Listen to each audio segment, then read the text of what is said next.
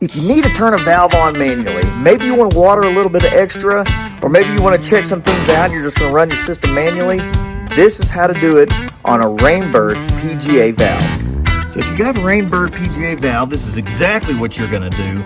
But this also works for some other valves as well. See, on here where the wires go in, this is the solenoid. And so power will come here, activate the solenoid, open up the valve. These have flow control on top. But if you want to open up this valve manually, you simply take the solenoid and you're going to give it a quarter turn, or until you at least hear it open up. The valve's running, and then to turn it off, just turn your solenoid back to where when it stops. You don't have to crank it down real hard, but when it stops, you hear that valve shut off, you're good to go. So turn your solenoid, open it up, turn your solenoid back, shut it off. You want to be careful not to unscrew them too far. Some solenoids come out real easy.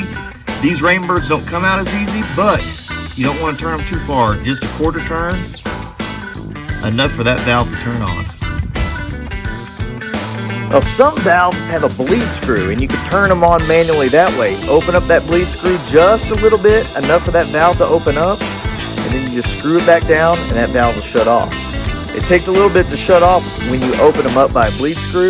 That's another great way to open up a valve, turn on a valve manually. Another little side tip for you, if you're gonna open up a zone manually, say it's drip like this in this garden, or beds around your house, or anything you're gonna run, set a timer to remind you to shut that thing off. Because if you leave that thing running all night, well, you're liable to have a lake and a lot of runoff and extra water, waste a lot of water. It's just not a good thing. And I've done that before. So set you a timer to remind you to turn it off is the best thing to do.